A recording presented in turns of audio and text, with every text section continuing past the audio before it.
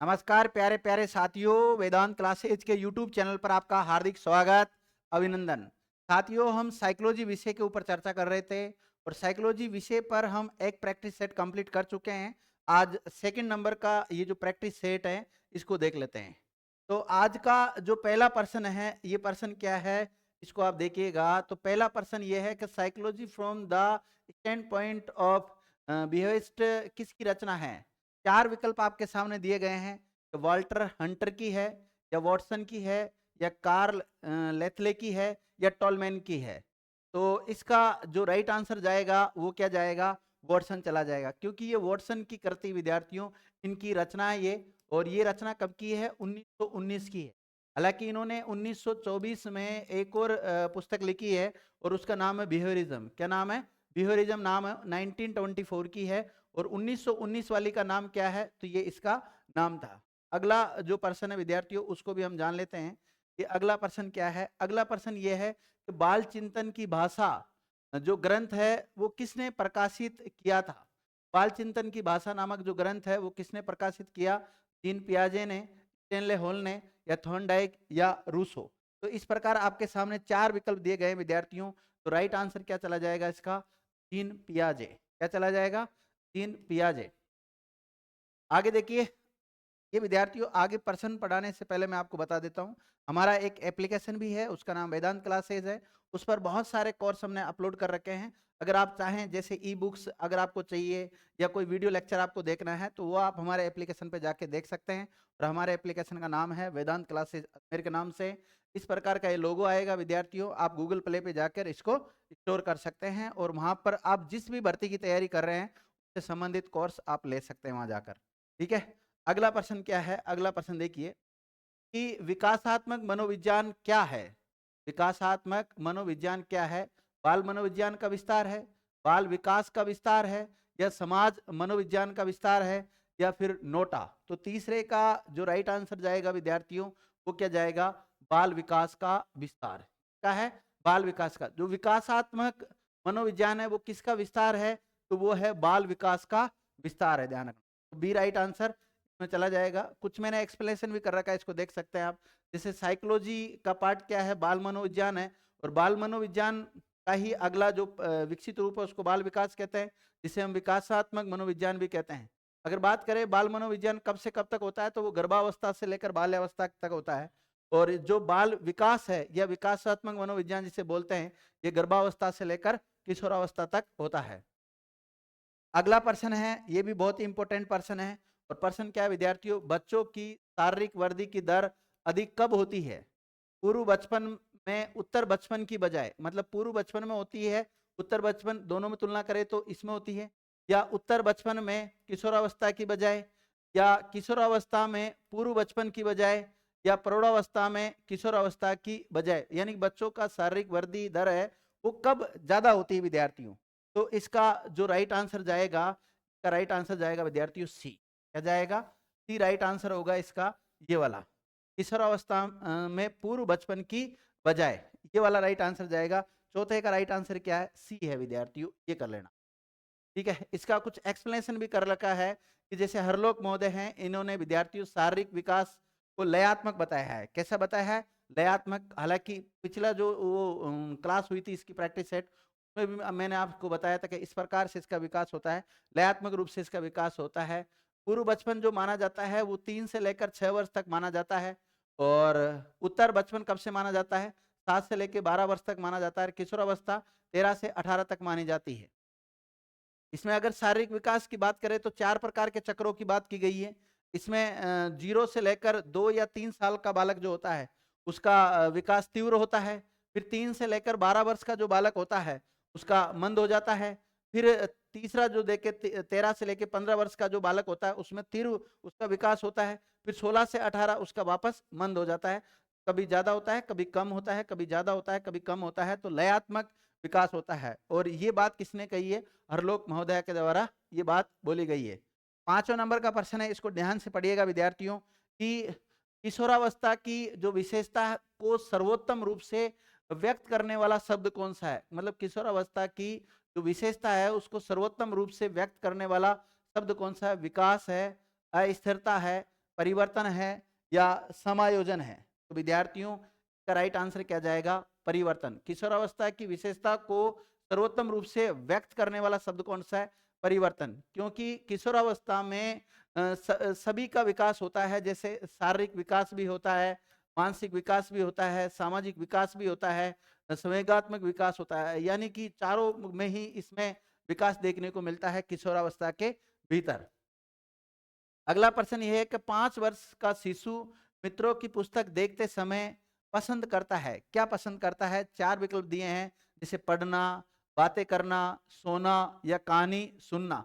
तो 5 वर्ष का एक शिशु है यानी कि बालक है, वो मित्रों की पुस्तक देखते समय क्या पसंद करता है? तो वो कहानी सुनना पसंद करता है। डी राइट आंसर चला जाएगा इसका विद्यार्थी। क्या चला जाएगा? डी चला जाएगा, कहानी सुनना इसका राइट आंसर होगा।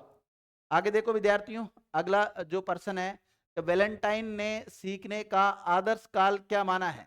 वैलेंटाइन ने सीखने का आदर्श काल क्या माना है?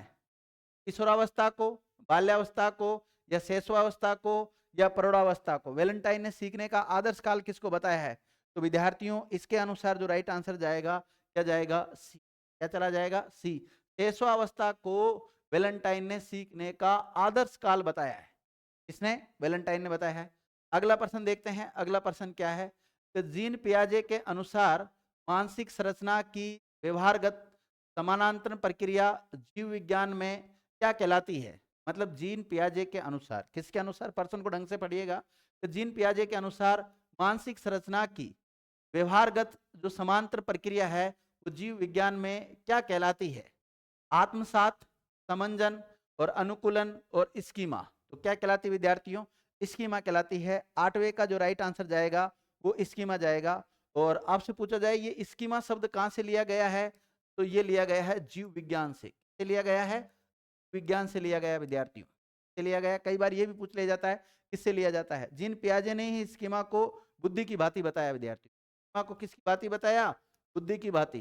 कई बार ये प्रश्न भी बन जाता है तो बुद्धि की भांति स्कीमा को किसने बताया? जीन पियाजे ने बताया। किसने बताया? जीन पियाजे ने बताया। अगला जो प्रश्न है कि चाइल्डहुड एंड सोसाइटी के रचयिता कौन है? ये पुस्तक है विद्यार्थियों childhood and society, Watson, John Dewey, Eric Erikson और फ्राइड। 4 विकल्प आपके सामने दिए गए हैं और इसका जो राइट आंसर जाने वाला है वो क्या जाने वाला है? Eric Erikson. क्या जाएगा? इरिक इरिक्सन इसका राइट आंसर जाएगा। तो 9वें नंबर का जो प्रश्न है इसका राइट आंसर चल जाएगा सी, इरिक इरिक्सन। इरिक इरिक्सन ना मिले तो कई जगह आपको एरिक्सन भी मिल सकता है। क्या मिल सकता है? एरिक्सन। एरिक्सन भी आपको देखने को मिल सकता है। एरिक्सन कर लीजिए या इरिक इरिक्सन कर लीजिए, बात एक ही है। इस पुस्तक में विद्यार्थियों इन्होंने क्या कहा था कि मनुष्य जैविक प्राणी न होकर एक सामाजिक प्राणी है। मनुष्य जैविक प्राणी ना होकर एक सामाजिक प्राणी है, ये बात बोली विद्यार्थियों। किसने? इसने, इरिक्सन। अगला जो प्रश्न है कि विवेक की अवस्था किस स्तर के अंतर्गत आती है? विवेक की अवस्था कौन से स्तर के अंतर्गत आती है? कन्वेंशनल, प्री कन्वेंशनल और पोस्ट कन्वेंशनल या नोटा? तो 10वें का राइट आंसर क्या जाएगा विद्यार्थियों? सी, पोस्ट कन्वेंशनल। इसके बारे में विद्यार्थियों अगर बात करें हम तो लॉरेंस कोलबर्ग का नाम तो आपने सुना ही होगा। लॉरेंस कोलबर्ग ने नैतिक विकास सिद्धांत दिया। उसमें विद्यार्थियों इन्होंने 3 स्तरों की बात की और 3 स्तरों में 6 अवस्थाओं की बात की गई। यानी कि प्रत्येक स्तर में 2-2 अवस्थाओं को बांटा गया। प्रत्येक स्तर में कितनी? 2-2 अवस्थाएं रखी गई। ठीक है। जैसे अगर हम बात करें प्री कन्वेंशनल, जिसको हम हिंदी में पूर्व परंपरागत कहते हैं, दूसरी है कन्वेंशनल जिसको परंपरागत स्तर बोलते हैं, और तीसरा है पश्च परंपरागत जिसे पोस्ट कन्वेंशन बोलते हैं। और पूर्व परंपरागत में क्या आता है? आज्ञा एवं दंड की अवस्था आती है और अहंकार की अवस्था आती है। और परंपरागत जो स्तर है इसमें प्रशंसा और सामाजिक व्यवस्था आती है। और पोस्ट कन्वेंशन यानी पश्च परंपरागत है, इसमें विवेक की अवस्था आ जाती है और सामाजिक समझौते की अवस्था आ जाती है। इस प्रकार 2 अवस्था आ जाती है। तो यहाँ पर देखो बात क्या की गई है कि विवेक की अवस्था किस स्तर के अंतर्गत आती है? तो इसका देखो विवेक की ये रही यहाँ पर, तो कौन से में आती है? पश्च परंपरागत में आती है। और पश्च परंपरागत विकल्प में ना मिले तो आपको क्या मिलेगा? Post conventional. तो यहाँ अगर हम विकल्प में देखें तो क्या मिला हमें? पोस्ट कन्वेंशनल मिला विद्यार्थियों। तो ये इंग्लिश और हिंदी दोनों का नाम हमें पता होना चाहिए। कई बार इंग्लिश के जो वर्ड्स है ये काफी परेशान करते हैं साइकोलॉजी में, तो आप थोड़ा इंग्लिश के जो वर्ड्स है जो इंपॉर्टेंट इंपॉर्टेंट है, कम से कम उन शब्दों का तो आप ध्यान रखें विद्यार्थी। अगला जो प्रश्न है वो क्या है, तो अत्यंत निपुणतापूर्ण अधिगम पद्धति जिस पर बांडुरा तथा वाल्टर ने बल दिया विद्यार्थियों। अत्यंत निपुणतापूर्ण जो अधिगम पद्धति है जिस पर बांडुरा और वाल्टर ने बल दिया है वो क्या है, पुरस्कार तथा सजा से संबंधित, निरीक्षण युक्त अधिगम या अनुकरण, या सवास्तविकीकरण, और डी विकल्प दे रखा है नोटा। तो विद्यार्थियों इसका जो राइट आंसर क्या जाएगा, अगर आपसे पूछा जाएगा 11वें का राइट आंसर क्या है तो बी। क्या जाएगा, बी, निरीक्षण युक्त अधिगम या अनुकरण, इसका राइट आंसर होगा। सामाजिक अधिगम जो सिद्धांत है वो किसने दिया, आपसे पूछा जाए सामाजिक अधिगम सिद्धांत। सामाजिक अधिगम सिद्धांत दिया विद्यार्थियों बांडुरा ने दिया, बांडुरा ने दिया, बांडुरा के द्वारा ये दिया गया। सामाजिक अधिगम सिद्धांत बांडुरा के द्वारा दिया गया है। अगला जो प्रश्न है विद्यार्थियों उसको जानते हैं कि अगला प्रश्न क्या है। अगला प्रश्न हमारा, सीखने की जो आयु है वो कब मानी गई है। सीखने की आयु कौन सी मानी गई है, चार विकल्प दे रखे हैं, 8 से 18 वर्ष, 7 से 10 वर्ष, 1 से 5 वर्ष, या 8 से 20 वर्ष। तो 12वें का जो राइट आंसर है वो क्या होगा विद्यार्थियों, सीखने की जो आयु मानी गई है वो 1 से लेकर 5 वर्ष मानी गई है। सीखने की तीव्रता वाली बात है विद्यार्थियों, सीखने की जो तीव्रता वाली बात है, तीव्रता, वो ये बात किसने कही, वॉटसन ने बोली ये बात, वॉटसन ने बोली है। और एज के बारे में पूछे तो 1 से लेकर 5 तक। और सीखने का जो आदर्श काल है वो किसने बताया विद्यार्थियों, वेलेंटाइन ने। किसने बताया, वेलेंटाइन ने बताया। अभी थोड़ी देर पहले भी हमने चर्चा की थी। सीखने की तीव्रता की बात तो कौन करता है, वॉटसन बात करता है। और सीखने का जो आदर्श काल बताता है वो वेलेंटाइन बताता है विद्यार्थियों। और सीखने की जो आयु मानी गई है, उचित आयु, वो 1 से लेकर 5 वर्ष तक मानी गई है। अगला प्रश्न क्या है, अधिगम वक्र के द्वारा सीखने की मात्रा, गति और उन्नति की सीमा का ग्राफ पर प्रदर्शन करते हैं। ये कथन कौन सा है, गेट्समैन ने का, रूसो का, वुडवर्थ का, या बोरेन का विद्यार्थियों। तो 13वें का जो राइट आंसर है वो क्या जाएगा, ए, गेट्स व अन्य का। अगला प्रश्न है कि आरंभ में सीखने की गति मंद होती है और बाद में तीव्र, मतलब आरंभ में सीखने की गति कैसी, मंद, पहले मंद और बाद में तीव्र हो, तो इसे क्या कहते हैं, नतोदर वक्र कहते हैं, या उन्नतोदर वक्र कहते हैं, या मिश्रित वक्र कहते हैं, या उपयुक्त सभी। पहले मंद हो और बाद में तीव्र हो, तो ऐसी स्थिति को कौन सा वक्र कहते हैं। चार विकल्प दे रखे हैं विद्यार्थियों, नतोदर वक्र, उन्नतोदर वक्र है, मिश्रित वक्र है, और उपयुक्त सभी। तो इसका राइट आंसर क्या जाएगा, नतोदर वक्र। हालांकि मैंने आगे कुछ इसका एक्सप्लेनेशन भी कर रखा है समय को बचाते हुए। जो नतोदर वक्र होता है उसमें पहले मंद होता है बाद में तीव्र होता है। उन्नतोदर वक्र में पहले क्या होता है, तीव्र होता है, बाद में मंद हो जाता है। सरल रेखीय वक्र में विद्यार्थियों एक समान होता है, तीव्र है तो तीव्र ही रहता है, मंद है तो मंद ही रहता है। और मिश्रित वक्र में बात करें तो कभी तीव्र हो जाता है तो कभी मंद हो जाता है। तो इस प्रकार के चार वक्रों की बात की गई है। तो हमारा इसके अनुसार जो राइट आंसर है वो क्या चला जाएगा, नतोदर वक्र, पहले इसमें मंद होता है बाद में इसमें तीव्र हो जाता है। अगला जो प्रश्न है वो क्या है, संरचनात्मक सिद्धांत के प्रवर्तक है, संरचनात्मक सिद्धांत के जो प्रवर्तक है वो कौन है। चार विकल्प दे रखे हैं विद्यार्थियों, एक तो दे रखा है जीन पियाजे, और एक दे रखा है जेरोम ब्रूनर, और एक दे रखा है जॉन डीवी, और एक दे रखा है मन। तो इसका जो राइट आंसर है वो क्या जाएगा, बी चला जाएगा विद्यार्थी। संरचनात्मक सिद्धांत के जो प्रवर्तक है वो कौन है, जेरोम ब्रूनर। कौन है, जेरोम ब्रूनर है विद्यार्थियों। ये आधुनिक संज्ञात्मक सिद्धांत की श्रेणी में आ जाता है संरचनात्मक सिद्धांत। और जेरोम ब्रूनर को आधुनिक संज्ञानवादी भी कहते हैं। जेरोम ब्रूनर को क्या कहते हैं, आधुनिक संज्ञानवादी भी कहते हैं।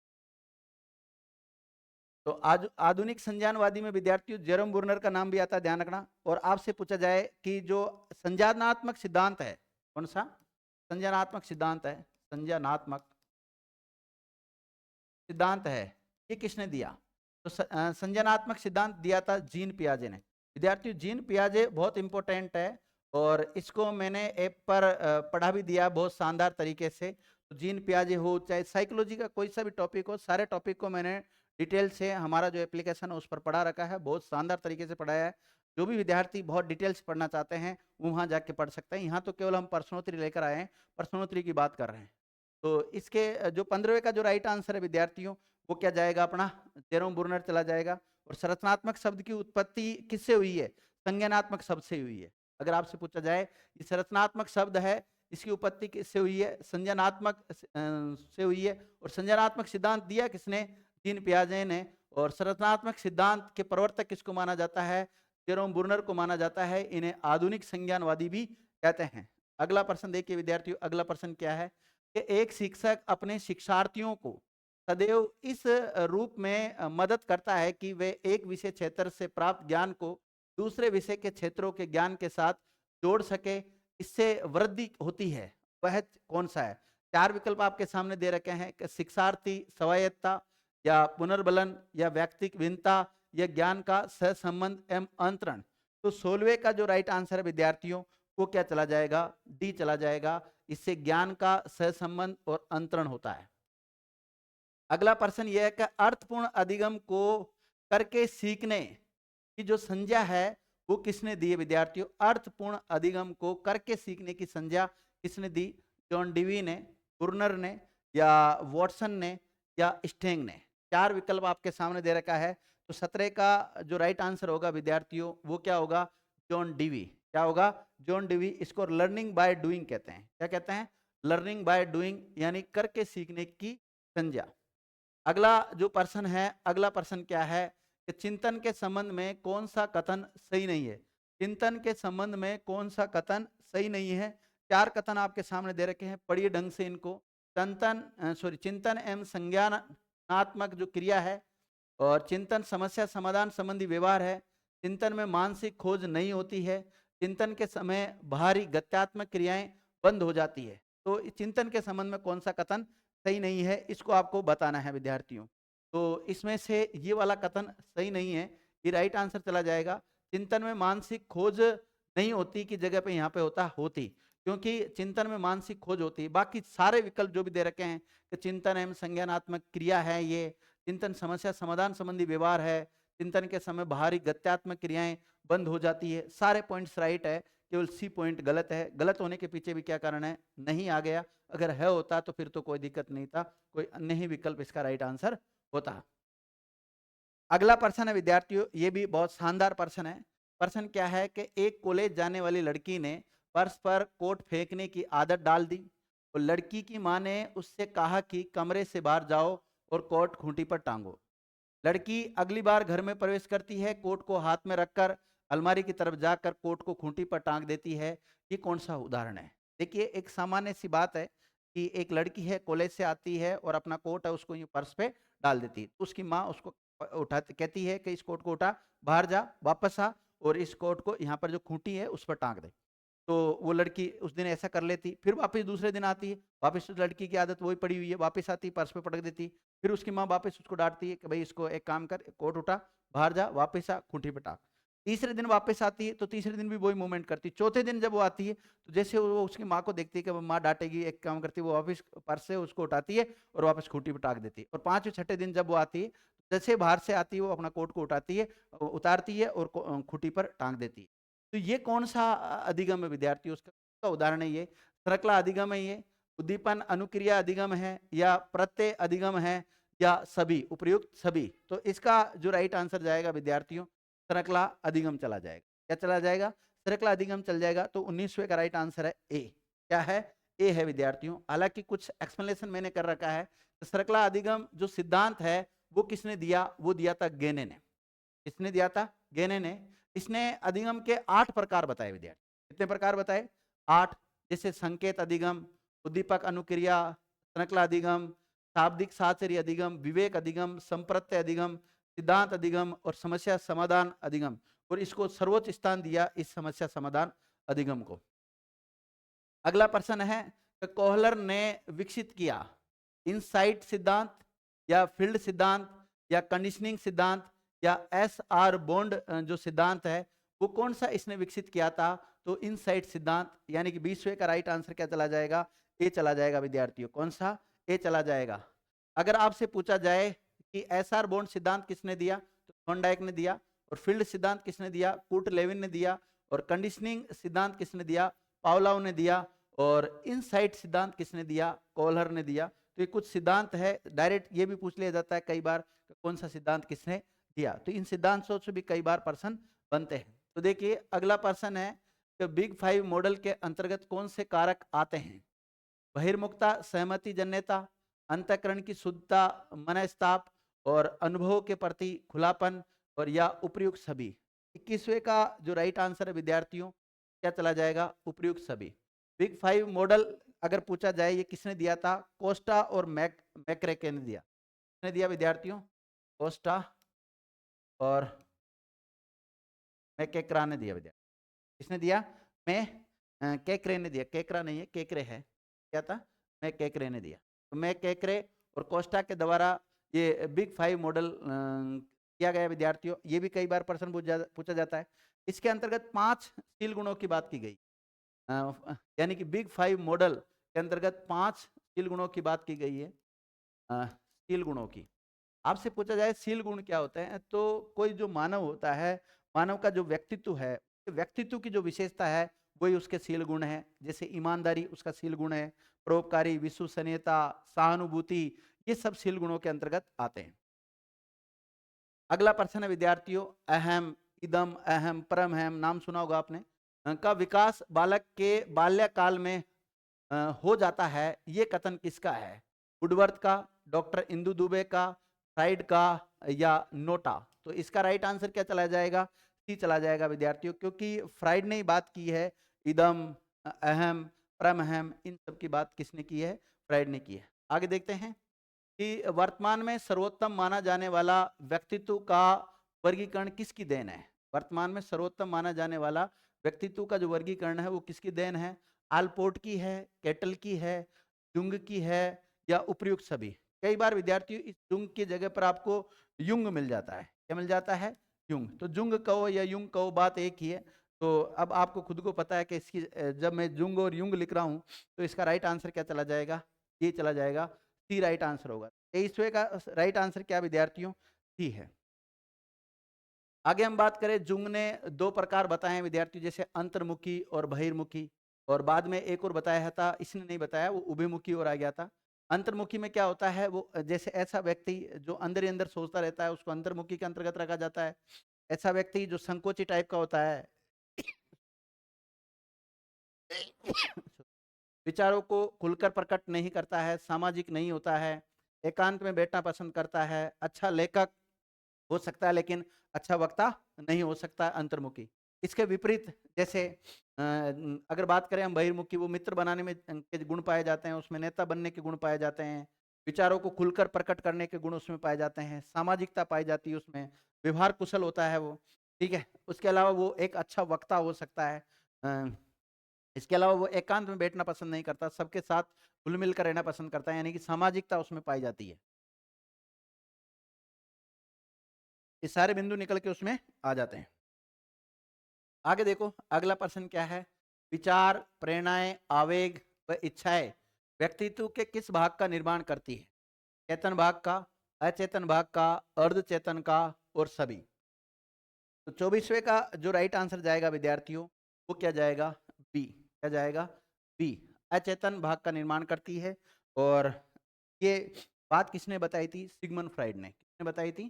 Sigmund Freud.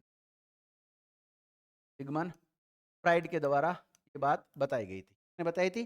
सिगमंड फ्राइड ने।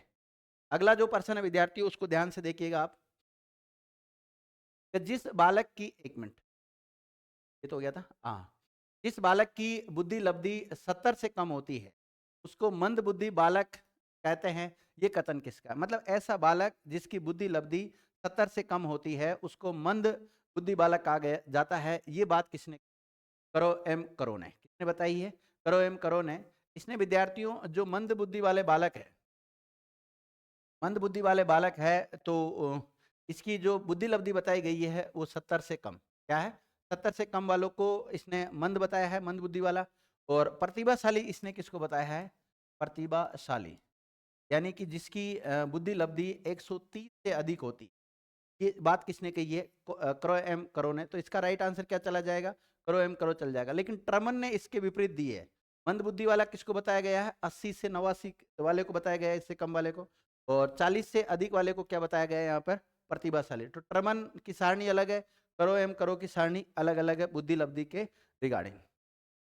अगला क्या है? जुंग ने व्यक्तित्व का विभाजन जिस पुस्तक में किया वह पुस्तक कौन सी है? जुंग ने व्यक्तित्व का जो विभाजन किया गया है वो कौन सी पुस्तक में किया गया है? और 4 पुस्तकें आपके सामने दे रखी विद्यार्थियों, और 4 पुस्तकें कौन कौन सी है? यानी कि साइकोलॉजिकल टाइप, या बिहेवियरिज्म, या टाइप्स ऑफ मैन, या नोटा। तो इसका जो राइट आंसर क्या जाएगा? पहला साइकोलॉजिकल टाइप, ये चला जाएगा। अगर आपसे पूछा जाए ये बिहेवियरिज्म नामक जो पुस्तक है ये किसने लिखी है? वॉटसन ने। ये पुस्तक किसकी है? वॉटसन की है। और साइकोलॉजिकल टाइप ये जुंग की है।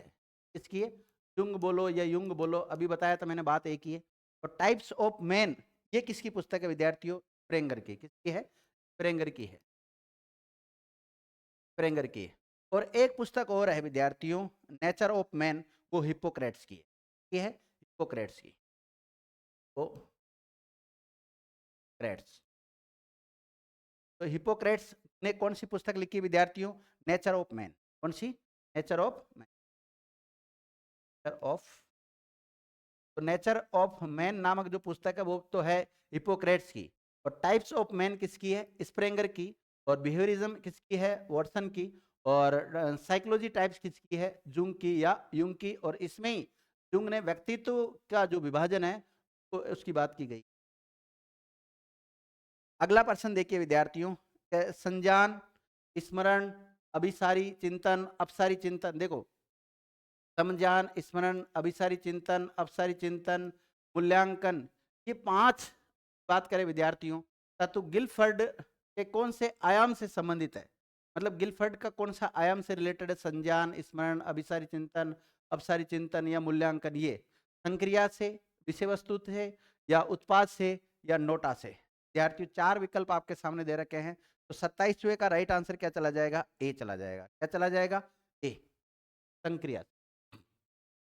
देखिए, गिलफर्ड ने मुख्य जो सिद्धांत दिया था वो बुद्धि का सिद्धांत दिया, और इसके अलावा त्रिआयामी सिद्धांत की बात करता है ये, समक्रिया और विषय वस्तु और उत्पाद। अगर हम इसको देखें विद्यार्थियों की, में शुरुआत में कितने कोषों की बात की गई? 20 कोष, बाद में 150 कोष, और वर्तमान में 180 कोष। इसमें परिवर्तन हुआ। 19 शुरुआत में तो 5 इंटू 4 इंटू 6 कितने कोष हो जाते हैं? 120। 1967 के अनुसार देखें तो 5 इंटू 6 कितने हो जाते हैं? 150 कोष।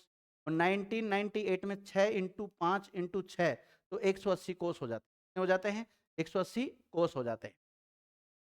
अगला प्रश्न है, वो भी बहुत इंपॉर्टेंट प्रश्न है विद्यार्थियों, और वो कौन सा है कि निम्नलिखित में से व्यक्तित्व का जैविक निर्धारण है। मतलब व्यक्तित्व का जैविक निर्धारक कौन है? जन्म क्रम, सामाजिक आर्थिक स्तर, आनुवंशिक प्रभाव, या आकांक्षा स्तर। जल्दी से कमेंट्स करके बताइए विद्यार्थियों, इसका राइट आंसर क्या जाएगा? आनुवंशिक प्रभाव इसका राइट आंसर चला जाएगा। अगला प्रश्न है कि निम्नलिखित में से कौन सा नियम अधिगम के प्रयास और त्रुटि सिद्धांत से संबंधित नहीं है? निम्नलिखित में से कौन सा नियम अधिगम के प्रयास और त्रुटि सिद्धांत से संबंधित नहीं है? 4 विकल्प दे रखे हैं, पुनर्बलन का नियम, तत्परता का नियम, अभ्यास का नियम, और प्रभाव का नियम। कौन सा इसमें संबंधित नहीं है, इसको बताइए आप। तो इसका जो राइट आंसर क्या जाएगा विद्यार्थियों? 29वें नंबर का, तो देखिए आप, तो इसका राइट आंसर क्या जाएगा? ए। क्या जाएगा? ए, पुनर्बलन का नियम इससे संबंधित नहीं है। बाकी तत्परता है, अभ्यास है, प्रभाव है, ये नहीं है, ये नहीं है, पुनर्बलन का नियम नहीं। देखिए, प्रयास व त्रुटि का सिद्धांत किसने दिया? थॉर्नडाइक ने, और इसने बिल्ली के ऊपर प्रयोग किया था। मुख्य रूप से इसने 3 नियम बताए थे, और गौण नियम कितने बताए थे? 5 बताए थे।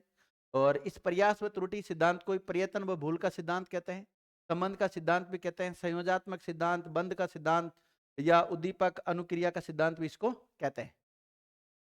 अगला जो प्रश्न है कि उपचारात्मक शिक्षण क्या है? उपचारात्मक शिक्षण है, 4 विकल्प दे रखे हैं, सीखने संबंधी कठिनाइयों का ज्ञान प्राप्त करना, या अध्यापन संबंधी कठिनाइयों को दूर करते हुए शिक्षण किया जाना, बालकों की वर्तनी संबंधी कठिनाइयों का पता लगाना, शिक्षण की विषय संबंधी कठिनाइयों का पता लगाना। तो इसमें उपचारात्मक जो शिक्षण है इसके अंतर्गत कौन सा रखा गया विद्यार्थियों?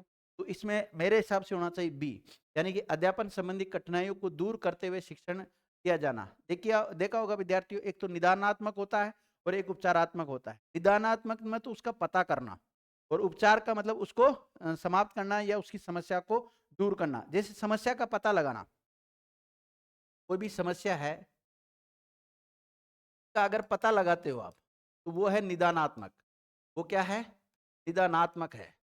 और अगर इस समस्या का समाधान करते हैं, समस्या का समाधान किया जाता है, उपचारात्मक में आता है, उपचारात्मक में आ जाता है।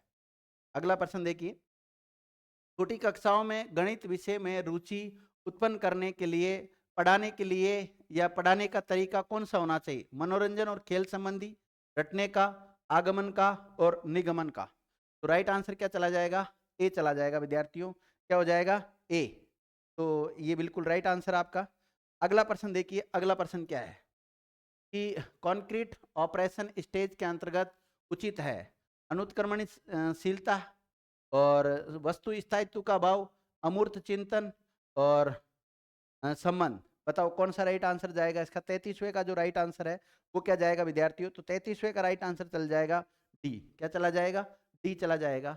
आगे बात करें तो विचारों की अच्छी अभिव्यक्ति किस प्रकार के प्रश्नों से हो सकती है? कोई विचारों की अच्छी अभिव्यक्ति है, मतलब कोई भी व्यक्ति है जो विचारों को अच्छी तरह प्रकट कर सकता है, तो कौन से टाइप के प्रश्नों में कर सकता है? वस्तुनिष्ठ प्रश्नों में, अति लघुत्रात्मक या निबंधात्मक या लघुत्रात्मक। तो इसका राइट आंसर क्या होगा? निबंधात्मक प्रश्न, क्योंकि निबंधात्मक प्रश्नों में विद्यार्थियों को उसके जो विचार है उनको प्रकट कर सकता है। देखिए वस्तुनिष्ठ जो प्रश्न होते हैं उसमें तो उसकी रटने की प्रवृत्ति को रोका जा सकता है, क्योंकि कल मैंने बताया था आपको वस्तुनिष्ठ प्रश्नों के बारे में भी चर्चा की थी हमने। कल का जो फर्स्ट इसका प्रैक्टिस सेट हुआ था ना, उसमें हमने चर्चा की थी। अगला प्रश्न है कि सर्वाधिक प्रभावशाली शिक्षण सामग्री है अप्रक्षेपित, प्रत्यक्ष अनुभव या प्रक्षेपित या नोटा। चार विकल्प आपके सामने दे रखे हैं विद्यार्थियों। सबसे ज्यादा जो प्रभावशाली है वो कौन सी है? प्रत्यक्ष अनुभव। कौन सी है? प्रत्यक्ष अनुभव है। अगला प्रश्न है कि निम्नलिखित में से कौन सा अनौपचारिक आकलन की विशेषता को नहीं दर्शाता? अनौपचारिक आकलन को नहीं दर्शाकर औपचारिक को दर्शाता है। कौन सा?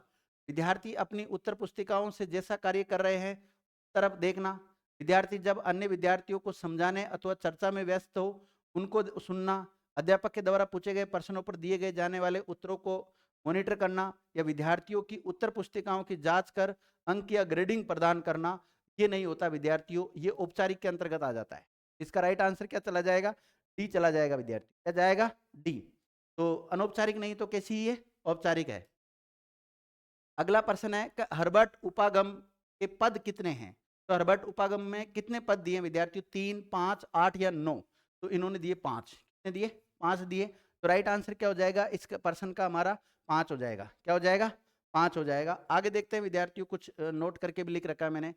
पाठ योजना का सबसे पहले विचार प्रस्तुत किसने किया था? तो गेस्टाल्टवादियों ने किया था। और इसे अमूर्त रूप से मूर्त रूप देने में किसका योगदान दिया विद्यार्थियों? तो हर्बर्ट ने।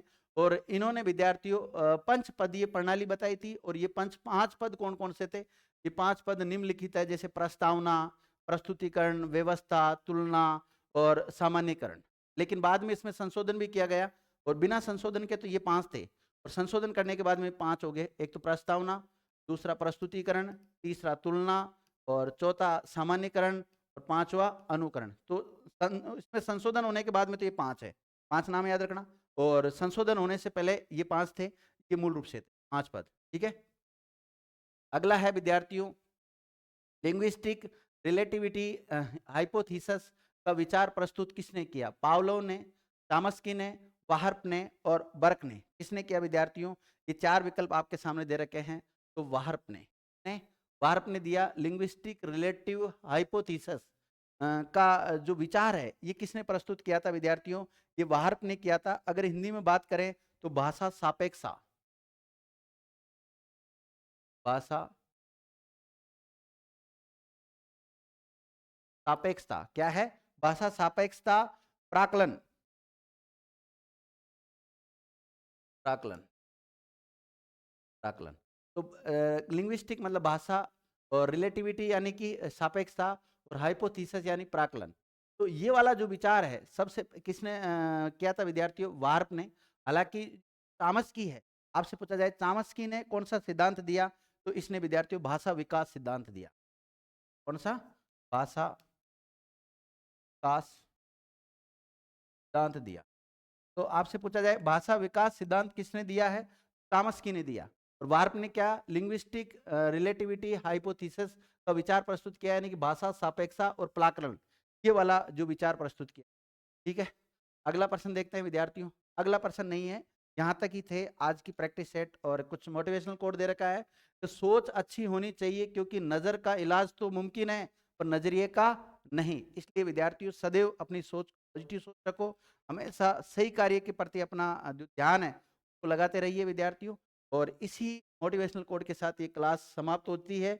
और फिर एक बार और आपको याद दिला देता हूँ, हमारा जो एप्लीकेशन है उसका नाम वेदांत क्लासेज है। और इसको आपने अभी तक डाउनलोड नहीं किया है तो डाउनलोड कीजिए। और इसमें बहुत शानदार शानदार कोर्स अपलोड कर रखे हैं, उनको आप एक बार देखिए। अगर आपको पसंद आता है तो आप उनको